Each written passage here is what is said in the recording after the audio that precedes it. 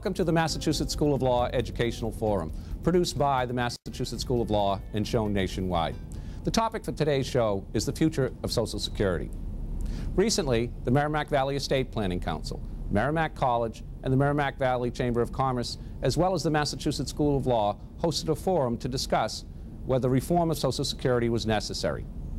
Joining me on that panel to discuss these issues were Kurt Zanowski, the Regional Communications Director for the Social Security Administration, Professor Charles Rounds, Jr., a professor at the Suffolk University Law School, Michael Tanner, who is the Director of Health and Welfare Studies at the Cato Institute, and Deborah Banda, who is the State Director of the AARP. First, let's take a look at a short video, and then we'll join the discussion.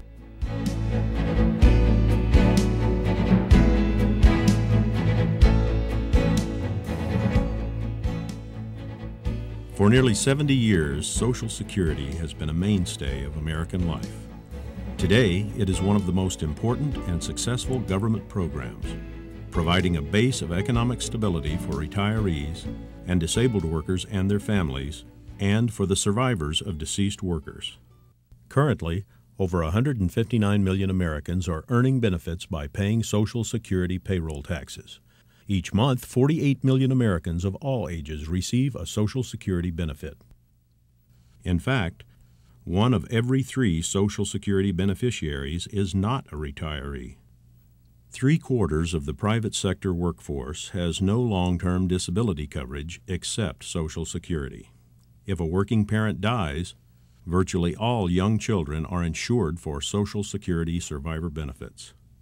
Social Security remains the solid foundation of retirement income. It keeps many older Americans from falling into poverty, and it helps retirees live independently and with dignity. This is exactly what President Franklin Roosevelt had in mind when he signed the Social Security Act into law in 1935. We can never insure 100% of the population against 100% of the hazards and vicissitudes of life, but we have tried to frame a law which will give some measure of protection to the average citizen and to his family against the loss of a job and against poverty-stricken old age. That commitment remains just as strong today. Social Security is one of the greatest achievements of the American government and one of the deepest commitments to the American people. For more than 6 decades, it has protected our elderly against poverty and assured young people of a more secure future. It must continue to do this important work for decades to come. The importance of Social Security to elderly Americans is clear. 1 in 5 Americans over age 65 has no other income besides Social Security. And nearly 2/3 of today's seniors count on Social Security for half of their total income. Ensuring the long-term solvency of Social Security is important for many reasons. For example, America's national saving rate is low, and workers are not putting aside enough for retirement. Pension coverage has stagnated, and about half of the workforce is not covered by any private pension. Those with coverage are more likely to be participating in plans where they are responsible for most of the contributions. Social Security has been changed over the years to meet the needs of the American people, and it will need modifications again in the future. One way to understand the challenges that lie ahead for Social Security is to look at how the program is structured today.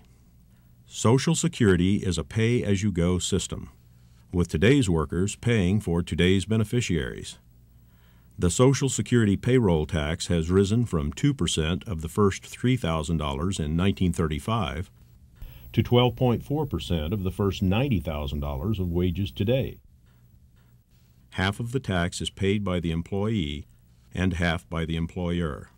Payroll taxes not needed to pay today's benefits are used to purchase special U.S. government Treasury bonds, which earn interest for the Social Security trust funds and can be redeemed in the future to pay benefits. This system has worked well over the years, especially when there has been a relatively large number of workers supporting a small number of beneficiaries.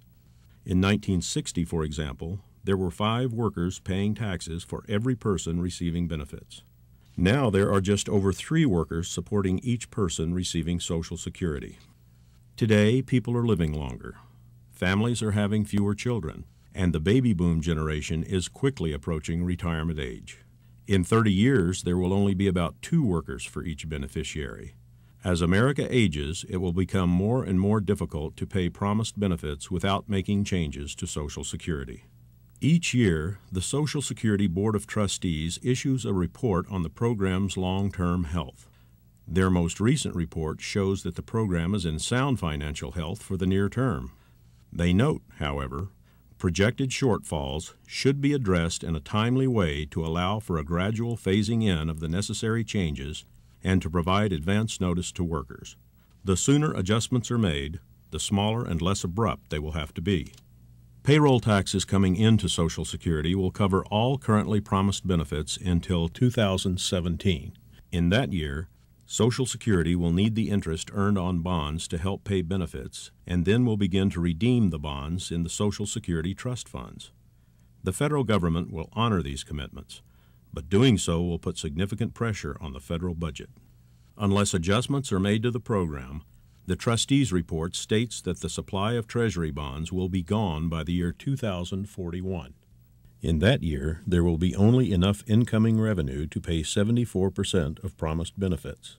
After that, Social Security will be able to pay a smaller portion of fewer promised benefits in the years that follow. Although as long as revenue is coming in, the system will never stop paying benefits. To some people, the years 2017 and 2041 may seem far off in the future, but we shouldn't wait until then to act. Action to strengthen Social Security requires bipartisan leadership. President Bush, as his predecessor, President Clinton, has stepped forward to make the case to the American people that now is, indeed, the time to act to strengthen the Social Security program. For years, political leaders have agreed that something must be done. But nothing has been done. We can postpone action no longer. Social Security is a challenge now. If we fail to act, it will become a crisis. We must save Social Security, and we now have the opportunity to do so. Because Social Security touches so many lives, it is critical for all Americans to make their voices heard as to what direction they think the future of Social Security should take, so that Social Security can continue to be a mainstay of American life for generations to come. If we could start with trying to define the scope of the problem, is it fair to use terms like Social Security crisis, or is this a problem that we can address in a methodical way over a number of years?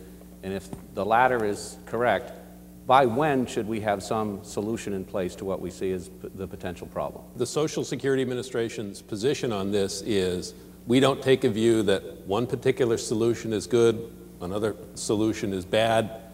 Our role in all of this is to lay out the facts as we see them.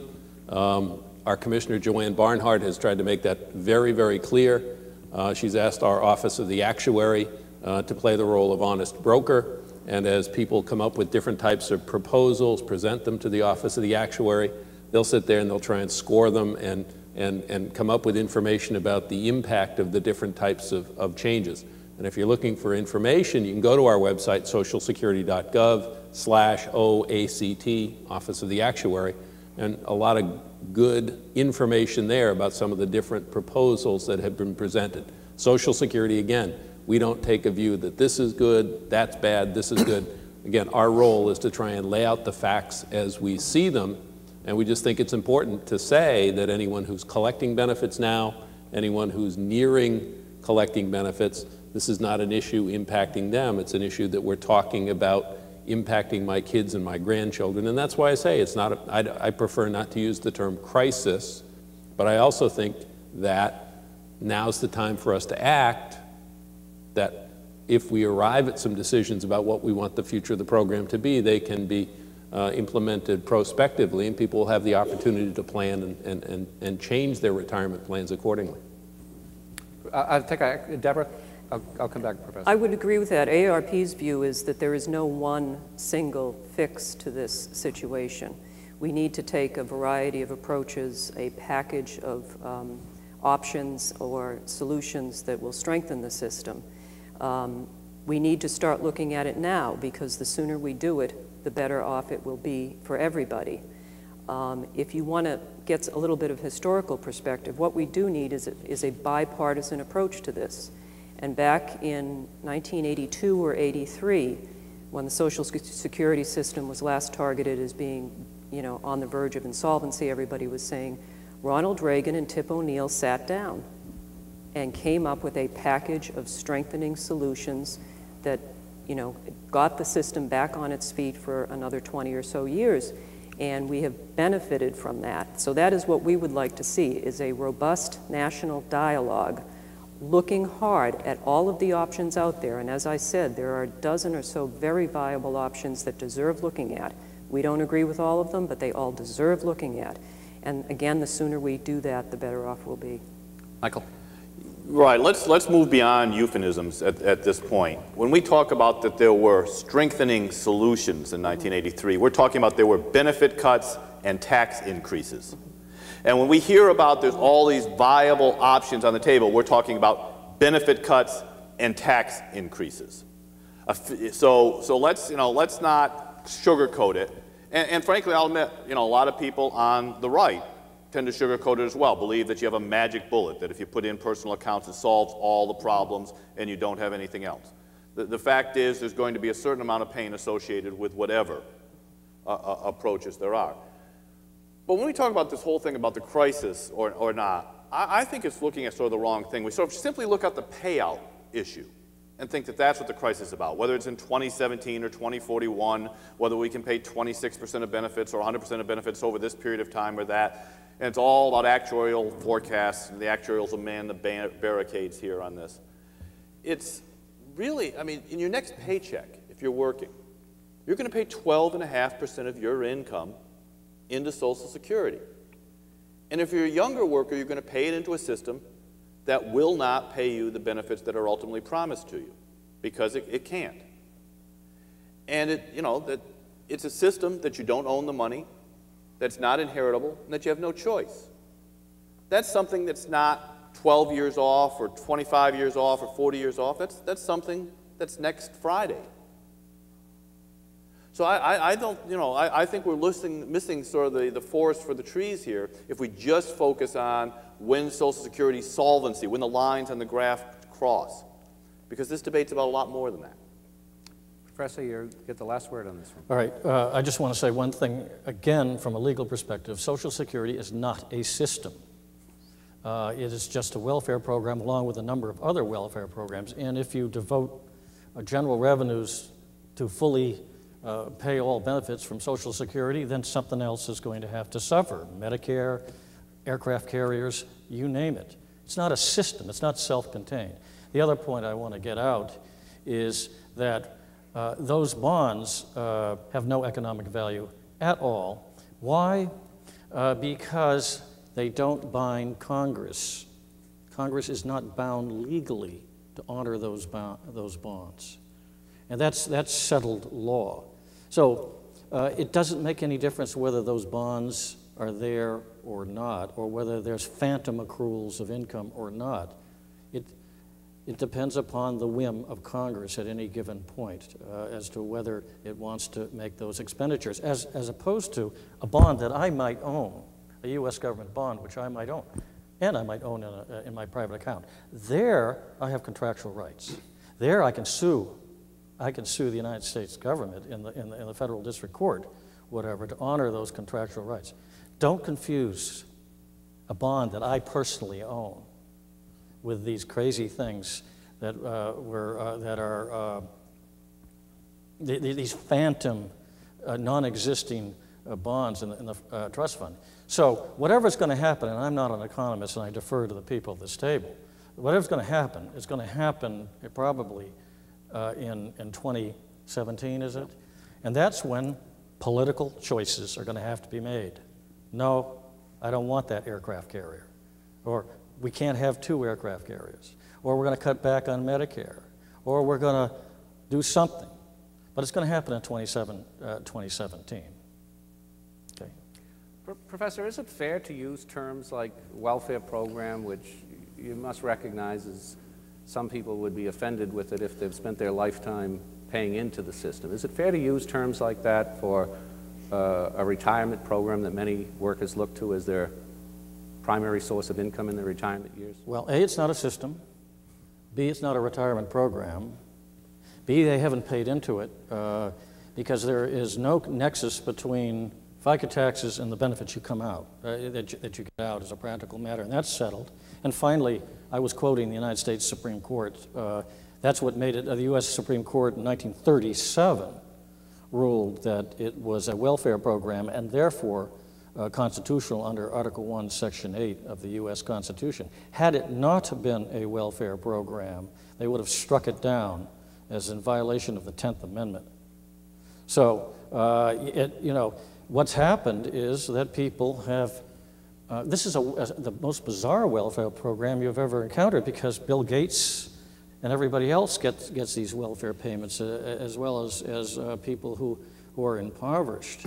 And it was sold in that period as they used private property euphemisms such as retirement program, social insurance, and stuff like that in order to sugarcoat what it actually is. But it seems to me that we're going to have to call it what it actually is if we're going to be able to put it on a proper footing going forward, because something's going to have to give, whether it's aircraft carriers, whether it's Social Security, whether it's Medicare, something has to give. And people have to understand what it actually is in order to make, in my opinion, rational judgments, no matter how unpleasant it may seem. I think you just have to, that's what the U.S. Supreme Court said, and I didn't say it. I'm going to punt to my colleague or associate Kurt down the end there. Two things, and first of all, Kurt, correct me if I'm wrong, but when the gentleman next to me said that 12% of your paycheck goes to Social Security, unless the entire audience is self-employed, that is not accurate. It's 6.2% and your employer matches it. Is that correct, Kurt? Correct. Thank you. So let's just make sure that's accurate. Maybe you are all self-employed, but wait a minute. Let's just deal with this strictly from an economic point of view. The portion your employer pays, you actually pay simply because your compensation is reduced. When an employer decides to pay you, they take into account the entire cost of you, including all the payments they make on your behalf, and that's your total compensation that the employer pays. So almost all economists, both left and right, liberal and conservative, will agree that payments that your employer makes on your behalf ultimately come out of your pay because either you get less hours, or your future raises will be smaller, or your paycheck will be reduced. But you ultimately pay that cost, not your employer. Okay.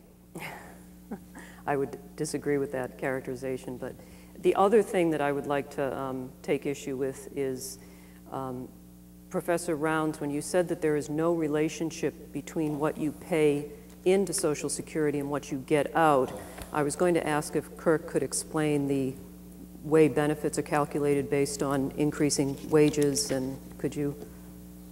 You know, for anyone and everyone who collects a Social Security payment, the benefit computation formula that our agency uses is set in statute by Congress, designed to be a relationship between what someone's earnings had been, but it's also rather remarkable in that while a lot of people characterize the Social Security tax rate as regressive, our benefit structure is designed to be progressive in the following regard, in that there is a relationship between what your earnings have been and the Social Security taxes that you have paid and the benefit that you derive. And for anyone and everyone, we use your highest 35 years of work under Social Security in calculating the amount of your retirement benefit. But one of the things the system does try and do is help people at the lower end of the scale, because while we had that nice little chart up there that shows that Social Security shouldn't be your only source of income in retirement, practically Congress has recognized that people at the lower end of the scale are probably less likely to be in a job where they're going to have a private pension, less likely to be in a position where they're going to be able to save money, And so that the Social Security benefit formula does try and help people towards the lower end of the scale by replacing a higher percentage of their pre-retirement earnings in the amount of money they draw in retirement. For the average salaried worker, the Social Security benefit that that person draws at retirement is designed to replace around 47% of their pre-retirement earnings. But for someone at the lower end of the scale, the benefit, while lower in absolute dollar amounts each month, does try and replace a higher percentage of that person's pre-retirement earnings, somewhere in the neighborhood of 57 or 56, 57%. Conversely, someone at the upper end of the scale, while they'll draw a higher monthly payment, that benefit in relation to what their earnings had been does replace a smaller percentage, somewhere in the neighborhood of 26 or 27%. So that does try and have this balancing in terms of when Social Security calculates somebody's benefit. We do look at what their earnings have been. We do look at the taxes that they have paid over their working lifetime. And it is those earning figures that are used in the computation that Congress has given us. Professor. Well, the question is, I agree with 100%. How can there be this disconnect between what you pay in and what you get out? And again, what's the legal underpinnings for that? And that's Halvorin v. Davis interpreting the enabling statute. The proceeds of both taxes, really they're one, this is quoting right from the case, are to be paid into the Treasury like internal revenue taxes generally, and are not earmarked in any way. Those are the words of the U.S. Supreme Court. That enables our speaker to the right to then explain to you why there is a disconnect between what goes in and what goes out. We need to take a short break. Please join us when we return.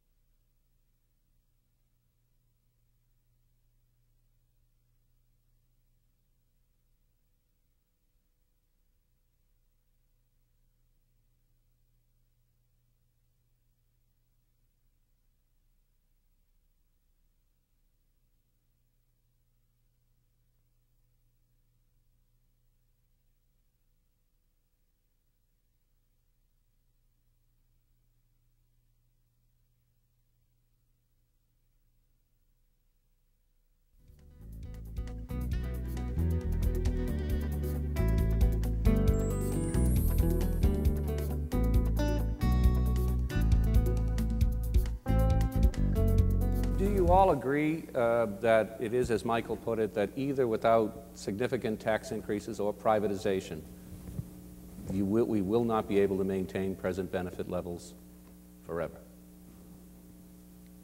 I'll start.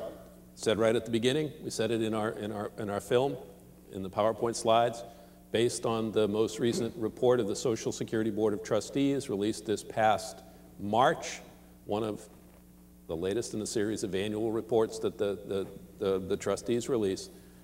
As currently set up, if there are no benefit cuts or no tax increases, no changes to the system, under the intermediate set of assumptions, The system would be set up to pay 100% of benefits between now and the year 2041, but from 2042 forward, we'd only have sufficient revenue that would enable us to pay 74% of promised benefits, which means that on December 31st, 2041, if you've been drawing a monthly Social Security benefit of $1,000, in January of 2042, you start to draw $740 per month.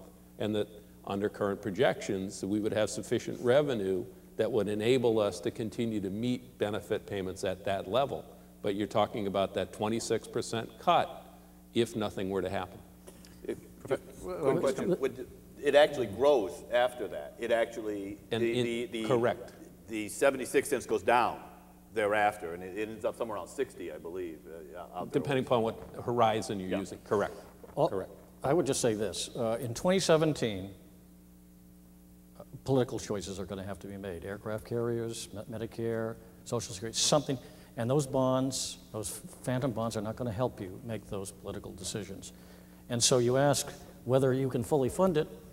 Depends on if you have 5 Katrinas and 3 wars, then the answer is probably not, without doing something radical like expanding the tax or cutting benefits or something. So the operative date is 2017, and it depends upon the political and economic situation at that time. Michael? Yeah, and basically I would say as well that people say that if you have personal accounts, that will cause benefit cuts. The fact is the benefit cuts are caused by the fact that we have promised benefits that we can't pay for, and they will occur one way or the other. The question is whether or not you're going to have personal accounts which can offset some, but not all of those future benefit cuts that are going to come in there. I just want to comment as well on this idea of raising the cap on Social Security taxes. That would be the largest tax increase in U.S. history if we were to do it. It would be a 12.5% marginal tax increase, which would give us the highest marginal tax rate in the world. We would have a higher marginal tax rate than Sweden for people in that tax bracket, which I think would be severely damaging to the U.S. economy. Others may disagree and think we can take that level of taxes, maybe. But you get very little for it. On a cash flow basis, if you took the tax cap off completely, not just raised it to $140,000, if you took it off completely, you would extend the Social Security solvency date from 2017, when you start going into deficit, now to 2024, when you go into deficit. So you'll gain 7 years on a cash flow basis. If you only raise it to $140,000, you gain 3 years of cash flow. So do we really want that size tax increase? If you took the tax cap off altogether, it's a $1.3 trillion tax increase in the first 10 years. Do we really want that big a tax increase to gain 7 years of solvency? Deborah?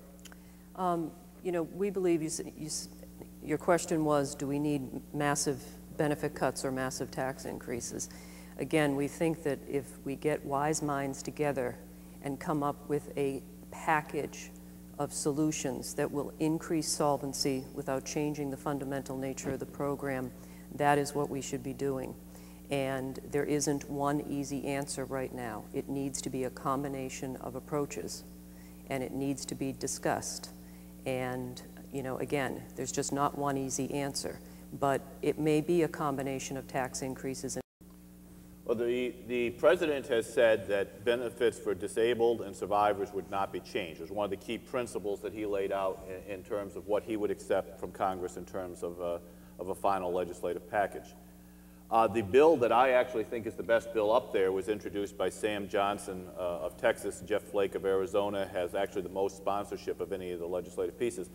I've seen the legislative language in the bill which says benefits for the disabled and survivors would remain unchanged. So we're essentially talking about changing the retirement portion of Social Security and not changing the other benefits. And again, from the Social Security Administration standpoint, we'll administer the program however Congress gives it to us. But we just think it's important for people to make informed decisions about what they want the future of the program to be. And one of the informed decisions that we think people need to be aware of is the fact that this is a program not just for old folks. And there are important survivor benefits, there are important disability benefits that are part and parcel of the current thing we know as Social Security. And we just think that those issues need to be recognized and addressed as part of this overall discussion of what the future of the program ought to be. Philosophically, do we have an agreement as to what our government or what we as a society owe to our elderly and infirm, and whether that should be Social Security or private accounts, or how we would provide for those that probably in their later years or that are disabled or unable to provide for themselves? Well, I think one of the problems with Social Security is it tries to do two different things. It tries to be both a retirement program and to some degree a welfare program. It has a redistribution element within it, and then it also tries to enable people to save for their retirement. And the net result is it does neither very well. I think we should make a commitment to say that no senior should ever live in poverty. And again, the Johnson-Flake bill that I referred to actually raises the minimum benefit under Social Security to 100% of the poverty level. Today, somewhere, depending on how you measure it, between 10 and 20% of seniors are still in poverty despite Social Security. This would actually increase that minimum benefit so that no senior would ever end up in poverty. At the same time, do we really need to guarantee a certain level of benefits to Bill Gates or Warren Buffett? You know, why are we taking care of them under this type of transfer program, taking from poor kids and sending money to rich retirees? I think we should separate out the two components, have a system that guarantees to protect low-income people so that no one ends up in poverty, and then help people to save for their own retirement through personal accounts to take care of everyone else. I do think basically this is a question of values and what this country considers important, and whether maintaining a system that has taken most older Americans in this country out of poverty in their old age is important to keep. It is an important part of our social safety net. And I think anybody who thinks that maintaining and strengthening the social safety net in this country isn't important just needs to look at the situation in New Orleans right now. You know, it is something that, you know, we have values, and we made a value judgment 70 years ago to create a program that has kept most older Americans out of poverty. And again, we need to find a way to keep it. You know, one of the questions I have about the private account situation is, what happens to those folks who decide to go the private account options and those private accounts tank on them? What happens if they happen to retire at a point when the market is down? Or what happens if they have to dip into those private accounts to, I don't know, pay for some medical bills? We haven't seemed to answer, what do we do for those people then? Do we just as a society say to them, well, you took a gamble on private accounts, tough luck? So I think those are some of the questions we need to be looking at when we sort out how to make this system stronger. Michael? Sure, let me just respond precisely to those questions then. First of all, as I've just said, the bill that I support would actually guarantee that no senior would ever fall below the poverty level. To be 100% of poverty guarantee, so that even if your account tanked, which is going to be very difficult as I'll explain, but even if it did, no one would ever fall below the poverty level. And I think that that is a values judgment, and I'm prepared to make that. Second, we're not talking about people having to sit down with this Wall Street Journal every night and decide, should I be in General Electric or General Motors? Oh my God, what if I invest in my brother-in-law's South American gold mining stock and it goes belly up? We're talking about a very limited range of broadly diversified investments spread across the entire economy. And we're talking about investing for a very long period of time, not a year or 5 years or 10 years, but for a younger worker just entering the workforce, 40 years. I tell you, if the U.S. economy is going to produce negative market returns for 40 years, we've got bigger problems than Social Security. And finally, what if it tanks just before you retire? Well, look, let's take 2002. Worst year we've had, you know, just after the last crash. You know, if you retired that year, you sure had a lot less money than 2001. But you would have restarted investing under our proposal 45 years earlier, when the Dow was at 600. It would have had to fall a heck of a lot further than it did to wipe out all the gains you would have made over that 40, 45 years until the retirement. And if it did, you still got the safety net that I promised you. Professor? One other thing from a legal perspective, we can't forget the facts in the Nestor case. Mr. Nestor accrued about 30 years of Social Security benefits in the 30s, 40s.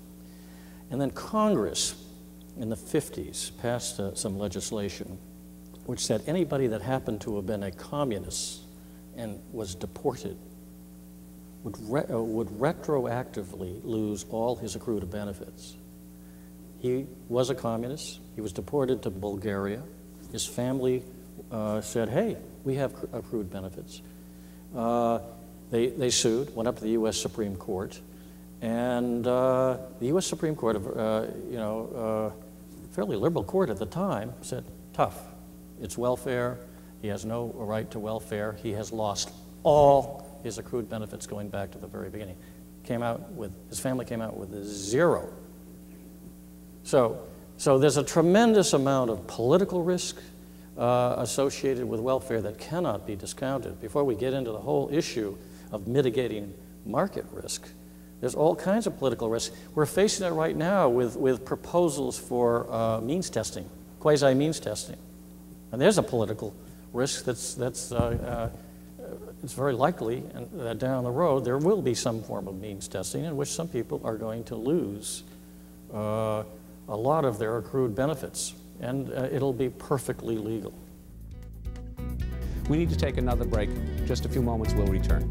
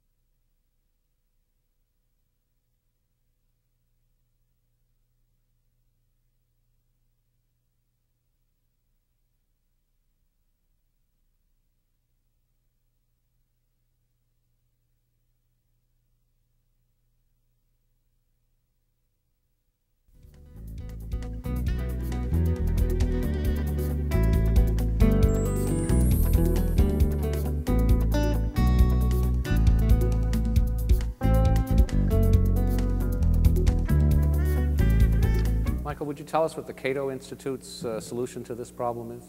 Sure. We would suggest that workers should be able to take their half, as we were talking about, the payroll tax is split between the employer and employee.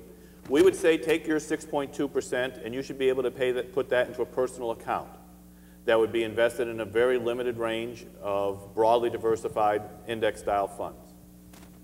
And that the employer portion would continue to be paid into the current Social Security system, and that would be used to help pay for this transition. And then it would be used to pay for survivors and disability benefits. About 3.3% in the future would pay for survivors and disability benefits going on. Now, there would be some upfront costs in doing this. We don't try to hide that. As you make, it's sort of like paying off your credit card bills. If you could pay the minimum payment on them forever, but it's a lot more prudent to pay them now, even though that means you have to pay a little bit more out of your money this month. And that's what we're suggesting now, is we're going to have to make some upfront payments, and then we'll save a lot more money down the long run. And the Social Security Administration scored our plan and suggests that over the long run it'll save about $6.3 trillion. And at the same time, workers would be able to build up this money that would be an account that they own, control, and can pass on to their heirs. The entirely voluntary plan, if you don't believe me, don't believe in market risk, want that, take the risks, the political risks that Professor Rounds has talked about, you could stay in the current Social Security system, but anyone under the age of 55 would have the option, if they wanted to, of moving into this personal account. And it is all explained in a little book, which I think I see almost everybody out there having, so you can get all the details from it there. Could you, Professor? I just want to say one thing. There is an advantage to the private account. The way it would probably legally be structured, it looks somewhat like an IRA. And the worker or retiree would have title, legal title to the underlying property, but subject to all kinds of draconian restrictions, so he couldn't run away with it. But he would, there would be the Fifth Amendment to the U.S. Constitution. A little bit of protection would be added to the mix, namely that the state could not come in and take, I suppose it could tax it, and the taxation power is almost unlimited. But short of the tax power, you do buy into Fifth Amendment protections against taking by the state of that underlying property. You don't have any of those protections now in the welfare program, and not a lot of thought has been given to that. How would President Bush's proposal affect us with respect to those benefits? We don't know because we don't know exactly what President Bush's proposal is. He's been annoyingly vague, but he has suggested that workers would be able to save about 1/3 of their payroll tax, about 4% in their personal accounts. Beyond that, he hasn't said a great deal. He has suggested that possibly they might be invested in life cycle funds which are primarily in stocks when you're young and move gradually to bonds as you get older to minimize market risk. He has suggested that he might support something along the lines of this progressive price indexing.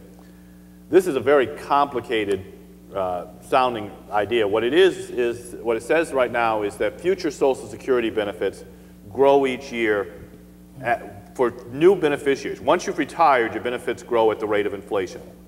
But people who retire in future years, their future benefits will grow at the rate that wages, the average wage in the country grows, which is about a percentage point on average faster than inflation. And what that means is that each future year of retirees actually gets higher benefits on an inflation-adjusted basis than the year that retires before. So someone who retires in 2006 will get higher benefits, even adjusting for inflation, than someone who retires in 2005. And what the president has suggested is, wait a minute, why, since we can't afford to pay these future benefits, why should we continue to promise ever-increasing benefits in the future? Why don't we just hold them constant for inflation? Why don't we just say that everybody in the future will get the same level of inflation-adjusted benefits as someone retiring today? And then he's gone further and said, but we'll exempt low-income people from that so that the poorest Americans will actually get a higher benefit. Their benefits will keep growing faster than inflation, and in the future, everyone else's benefits will just be held constant. Now, some people have said that's a middle-class benefit cut. But the benefit cut by doing that is actually less than the benefit cut that would be required if we did nothing. Because remember, if we do nothing, we have that 26% benefit cut that's going to come in the future because we can't pay those benefits. If you did this sort of indexing, what you would actually get is a benefit cut, for sure, from what's promised, but it would be smaller than the benefit cut that would come from doing nothing. Are there other solutions that any of you favor? Professor? May I put forth a solution that I think is abhorrent? Sure, certainly. Perhaps the absolute worst proposal is for the U.S. government to take title to the underlying securities of companies and, quote, have the U.S. government invest in private companies. I think it would be much better for the status quo. That would be terrible because the U.S. government would take title and have a proxy vote. You would have social investing, political influence of all kind into the running of U.S. companies. I think that would be terrible, and also there would be Congress. One Congress couldn't bind another Congress, and one Congress might put in protections like, oh yeah, the U.S. government can't vote the proxies, or the U.S. government can't interfere in management decisions with respect to these companies. The next Congress comes along could wipe those out. So it would be a form of true backdoor socialism, because the U.S. Government would take title to the securities of the various companies. I think that is a horrible, horrible decision, and the status quo is infinitely a possibility or suggestion. I think the status quo, the welfare program as it exists now, is infinitely better than that solution, or proposed solution. Just look at state pension funds if you want to see how this works. You have CalPERS out there trying to decide who's going to be the head of Walt Disney. Do you really want the federal government trying to make those decisions? I mean, you already have state governments doing that. 44% of state governments have targeted investment requirements that says you must invest in renewable energy or in-state businesses or housing or things of that nature. 25% have investment restrictions to say you can't do business with any company that does business in Burma or Cuba, any company that makes adult movies, or any company that gave money to Planned Parenthood or whatever. I mean, just think of every political debate becoming a pension debate. So I do think this idea of, you know, the euphemism is that we're going to diversify the investment strategy of the Social Security Trust Fund. But what they're really talking about is having the federal government go out and buy stocks in American corporations.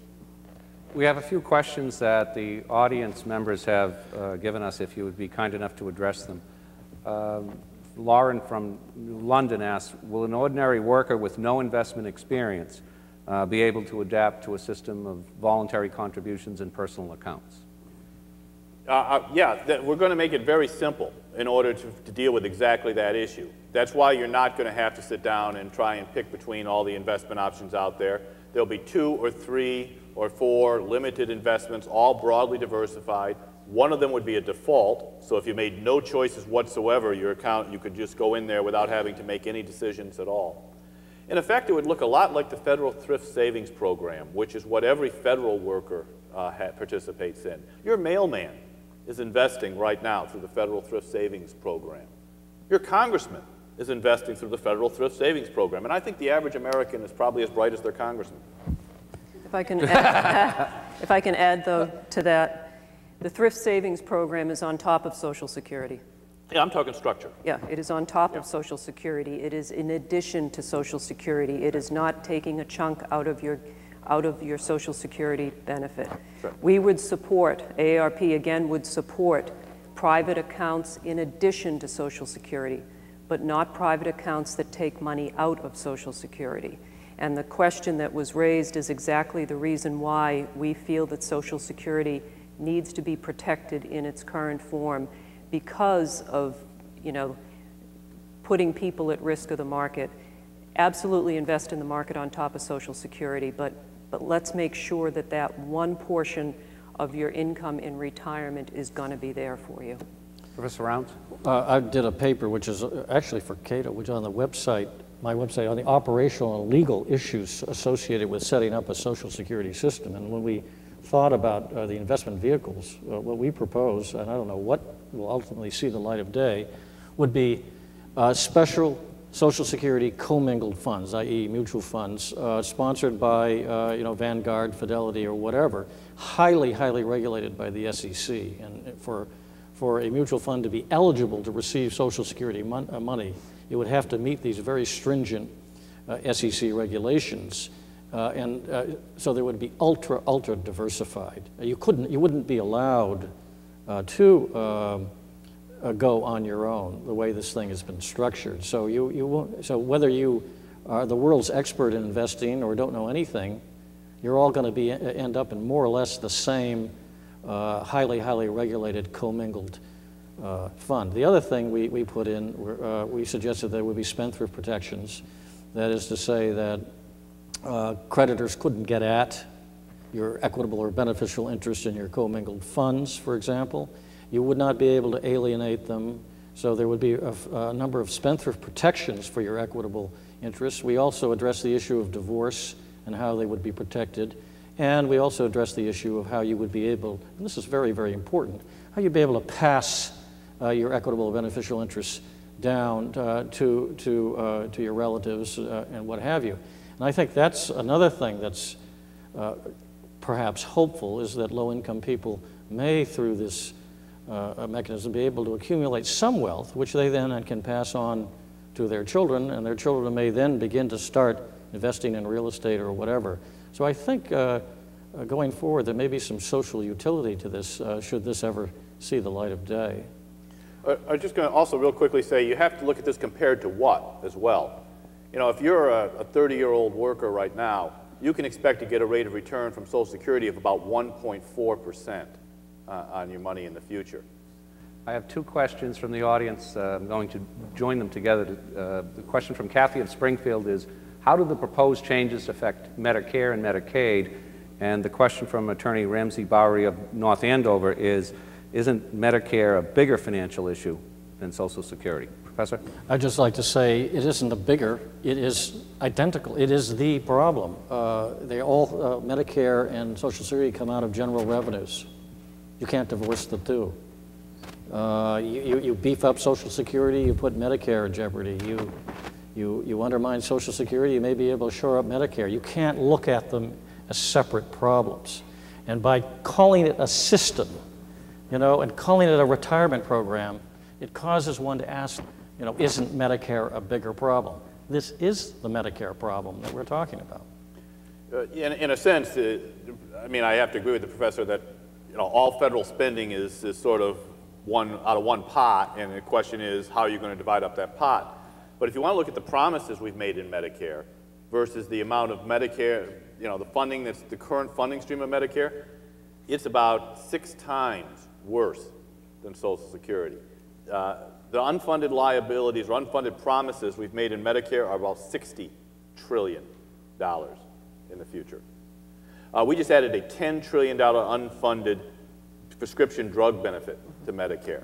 That we just decided that we're going to be, you know, and I think we needed to modernize Medicare, but we decided to do it without paying for it. So now we have an additional $10 trillion that we've promised people that we don't have any money to pay. I would agree that we can't divorce the two topics. I think one of the things that's unfortunate about the way the Social Security debate has played out over the past year or so is that it has focused attention solely on Social Security, and it has taken away from meaningful discussions around the health care crisis in this country and what to do to strengthen Medicare. We should be talking about both of them, and again, it's unfortunate that the fake crisis of Social Security has sucked attention away from the health care crisis in this country. I just say this, that privatized accounts could be helpful to Medicare. It could, if you get into means testing, starting reducing some of the Social Security benefit payments and cushioning the blow with privatized accounts, that may free up some more money to shore up Medicare. So I don't think you know, one should dismiss private accounts and suggest that it has no relationship to solving the Medicare problem. I will say, Social Security is the low-hanging fruit. I mean, trying to fix Medicare is so much more complex and so much harder than trying to fix Social Security. Social Security,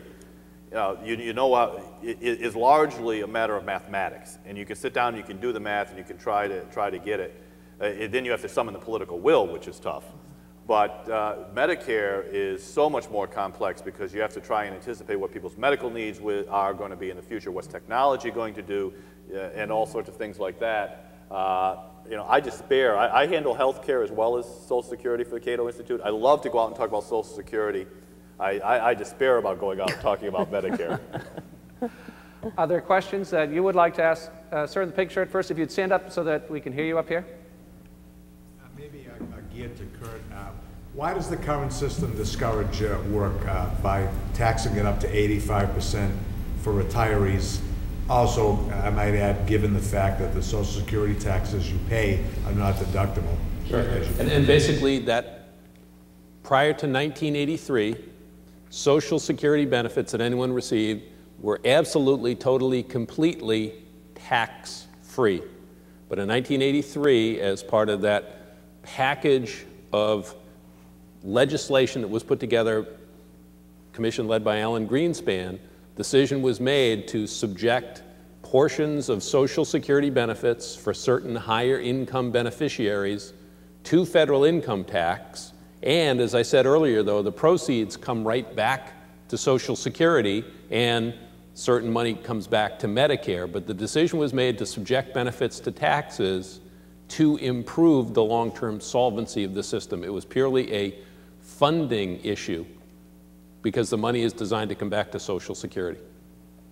Sir in the front row. I have two questions. One for Deborah. Just if your employer didn't have to pay 6.2% of your wages starting next week, for your benefit to Social Security, wouldn't you expect a wage adjustment?